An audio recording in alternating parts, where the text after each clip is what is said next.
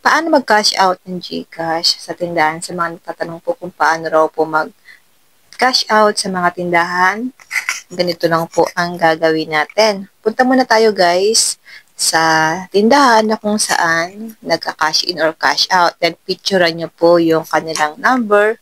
Then isulat po natin sa papel para po hindi tayo magkamali. And then open lang natin ang ating GCash. At dito guys, itap lang natin ang send.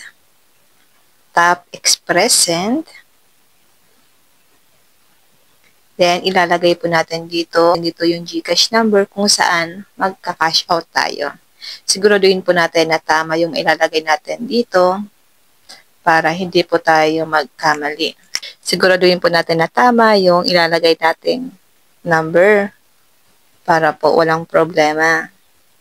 Then, dito, ilagay po natin guys yung amount kung magkano yung ika-cash out nyo. Halimbawa sa akin ito.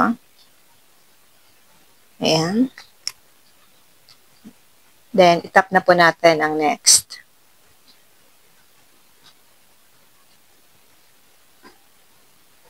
Then, scroll down lang natin guys. Itap lang natin itong I confirm that the details are correct.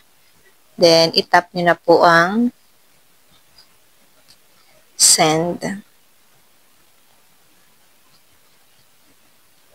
At ito guys, ito yung ipapakita natin doon sa tindahan kung saan tayo magpapa-cash out ng pera. Yun lang guys, sana po may natutunan kayo sa aking video. Huwag niyo pong kalimutan na i-follow up at i-share ang ating video para malaman din po ng iba kung paano magpa-cash out or mag-cash out ng GCash sa tindahan.